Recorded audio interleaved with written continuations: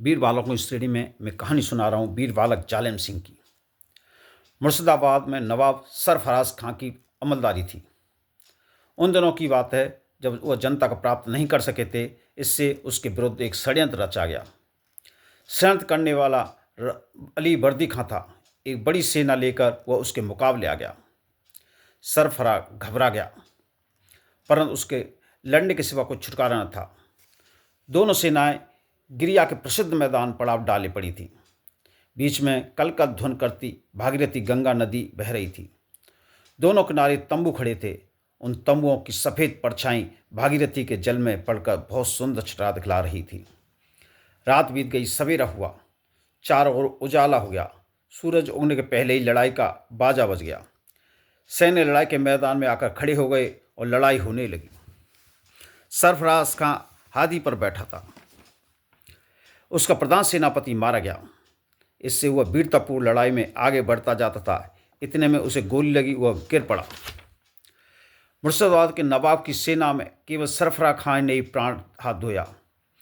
विजय सिंह नामक एक राजपूत योद्धा था। सेना के पिछले भाग की रक्षा का भार उसके ऊपर था। वह गिरिया के पास खमरा नाम के स्थान में था। उसने अपने मालिक के मरने का समाचार सुना। तुरंत ही वह अली वर्दी खां के सामने झपटा। अपने मालिक की मौत से राजपूत वीर का खून खौल उठा। उसने अपना एक भाला कसकर अली वर्दी खां के ऊपर फेंका, परंतु उससे पहले गोलंदाज सैनिकों ने एक गोली विजय सिंह को मारी। वह वहीं ढेर हो गया। गिरिया के युद्ध में उसने अपना शरीर त्याग दिया। विजय सिंह का एक पुत्र था। वह केवल 9 वर्ष का था। उसका नाम था जालिम सिंह। वह भी इस लड़ाई में अपने पिता के साथ था।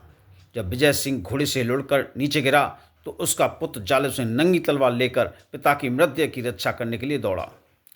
चारों ओर अली वर्दी खां की सेना जय जयकार कर रही थी। रणभेरी ध्वन से दिशाएं कंपायन हो रही थीं, परंतु वह 9 वर्ष का बालक जरा भी नहीं सहमा। अपनी छोटी सी तलवार लेकर सिंह शावक के समान गरजने लगा। पिता के शरीर को मुसलमान स्पर्श न करे, इसलिए अपने प्राणों की परवाह न करके निर्भय होकर वो लड़ाई में झूम रहा था। दुश्मनों ने उसे चारों ओर से घेर लिया था, परंतु वह वीर बालक तनिक न डिगा। अपनी नन्ही तलवार चारों ओर चलाने लगा।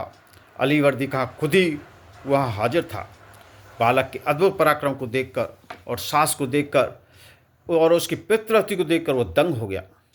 उसने सैनिकों को विजय सिंह की मृतदेह का योग्य दाह संस्कार कराने का हुक्म दिया। सैनिक बालक की वीरता पर प्रसन्न होकर उसे कंधे पर बैठा कर ले गए।